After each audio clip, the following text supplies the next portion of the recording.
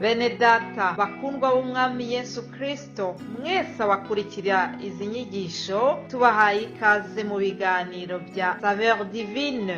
Ibi biganiro mu bitegurirwa n'abavugabutumwa bwiza batandukanye, akaba ari umuhamagaro ugendera ku ijambo ry'Imana byanditse mu gitabo cy'ubutumwa bwiza uko bwanditswe na Matayo ibice 24 umurongo wa 14. Kandi ubutumwa bwiza bw'ubwami buzigishwa mu isi yose ngo bube ubuhamya bwo guhamiriza amahanga yose, nibwo imperuka izahera ko ize. Ibi biganiro mubikurikira ku channel ya YouTube yitwa Saveur Divine. Tubifurije kugubwa neza. Imana Data ari nayo So ibaha umugisha.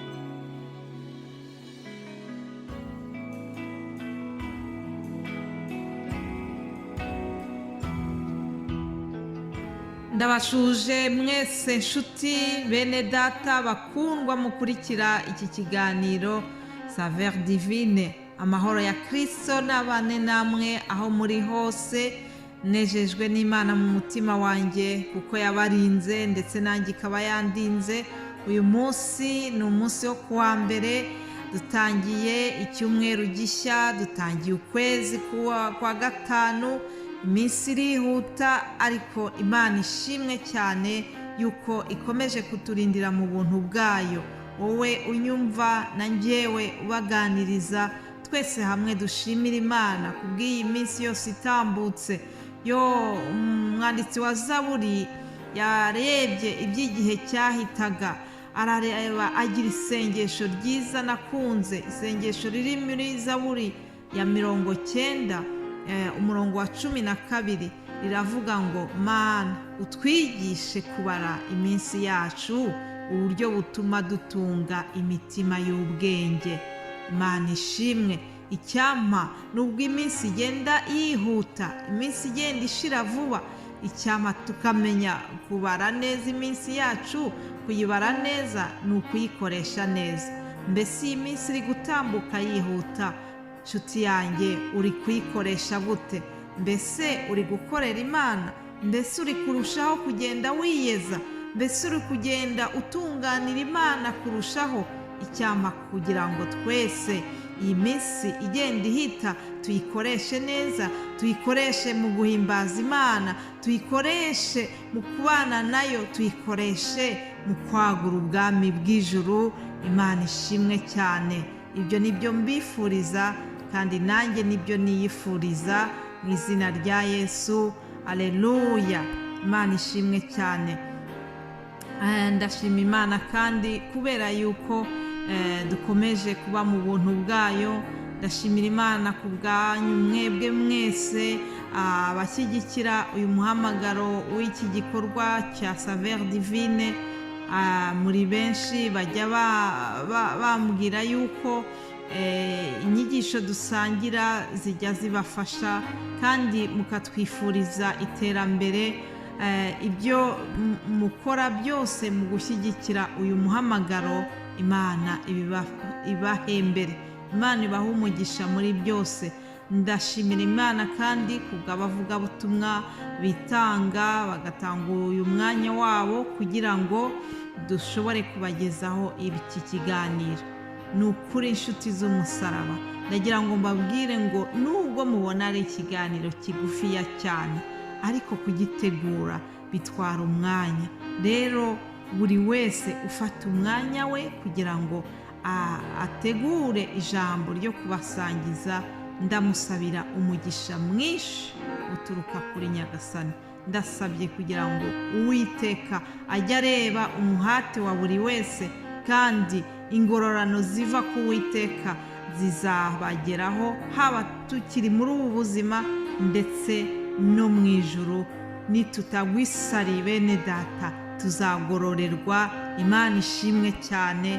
Ibyo ni ibyiringiro byanjye. Ndakwifuriza kugira ngo nawe ubyizere, umenye yuko tuzagororerwa.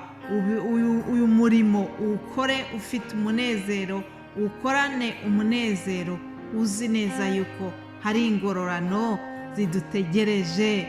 ngo abahinduriye benshi ku gukiranuka bazaka nk'inyenyeri. Haleluya. hariya tuzarabagirana nk'inyenyeri bene data. Imana ishimwe cyane. kandi ndabifuriza kugira ngo uyu murimo dukomeze tuwukore tunezerewe mu izina rya Yesu. Haleluya.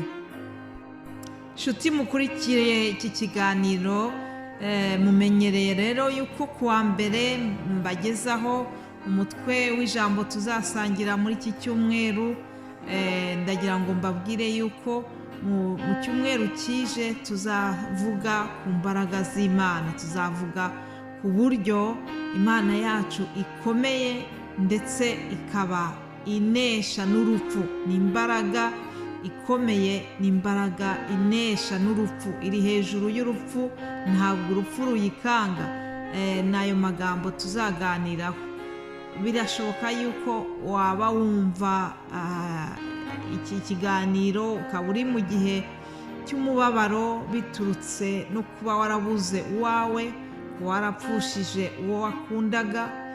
Rero umutwe w'ijambo nk'uyu nguyu ukaba hari ahantu ugukozeho, ukaba wibaza utese niba koko iyo Mana iri hejuru y'urupfu, ni gute njyewe nabuze uwanjye akaba atarashoboye gukira indwara, Imana ikaba itarashoboye kumukiza kandi nari narabyifuzaga, narabisengeye cyane, ni gute iyo Mana itamukijije? Reka nkubwire nshuti yanjye, ni ukuri Imana ni itegeka byose. Imana ifite ubudahangarwa, icyo yifuje gukora ntabwo dushobora kuyivuguruza. Reka mbabwire, basomere ijambo riri muri Yesaya 46 umurongo wa 9, haravuga ngo mwibuke ibyabanje kubaho kera, kuko ari njye Mana nta yindi ibaho, ni njye Mana nta yindi duhwanye. Mpera mu itangiriro nkavuga iherezo, mpera no mu bihe bya kera nkavuga ibitarakorwa, nkavuga nti imigambi yanjye izakomera kandi ibyo nshaka byose nzabikora. Nagiraga ngo uca akarongo kuri iri jambo rya nyuma ngo kandi ibyo nshaka byose nzabikora. Imana ikora ibyo ishaka byose. Imana niyo itegeka iminsi tuzabaho. Rero iyo umuntu yitabye Imana ntibivuga yuko Imana yananiwe kumukiza, oya, ntabwo iba yabinaniwe, ahubwo ni muri iri jambo tumaze gusoma ngo ikora ibyo ishaka byose.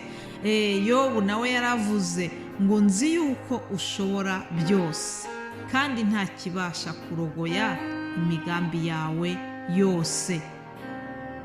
Reka nkubwire ngo iyo tubuze abacu birababaza, ariko ntabwo biba bivuga yuko Imana yaneshejwe, ntabwo biba bivuze yuko Imana yananiwe kubakiza, oya. Ndagira ngo ujye uhora wibuka yuko Imana ishobora byose, nta kintu kiyinanira, nta kikanga. No mu rupfu irahagera, no mu rupfu niyo itegeka. Nk'uko yazuye Yesu Kristo umwana wayo, niko hari n'abandi yazuye, ariko umuzuko wa Yesu utandukanye n'abandi benshi tuzabona. Nta hantu bihuriye, kuko ba Lazaro yarapfuye ariko yarongeye arapfa. uriya mwana w'umupfakazi wari wapfuye maze Eliya akamuzura, nawe yarapfuye, ariko nyuma yaho kubera ko yari yambaye umubiri w'umuntu nawe yarongeye arapfa. Abo bose barategereje ku gihe cy'umuzuko w'abapfuye, bazazurwa hamwe n'abandi. Ariko Yesu we yapfuye rimwe gusa, ntabwo azongera gupfa. Haleluya. Rero muri iki cyumweru tuzarebera hamwe abazuwe, ab'Imana yakoreyeho. Ni nk'aho mbese Imana yashatse kuduha imfashanyigisho itwereke yuko umuzuko ari ikintu gishoboka, kandi twereke yuko umuzuko ari Imana iwutegeka, kuko iri hejuru ya byose, kuko ifite imbaraga zigera no mu rupfu. Imana yacu nishimwe cyane. Ndakwifuriza rero kuzafashwa n'aya magambo bene data bazadusangiza, ndakwifuriza kugira ngo umwuka wera azakuganirize kandi azakunezeze muri byose. Imana yacu nishimwe, ishyirwe hejuru. Mbifurije umunsi mwiza mu izina rya Yesu Kristo. Amen.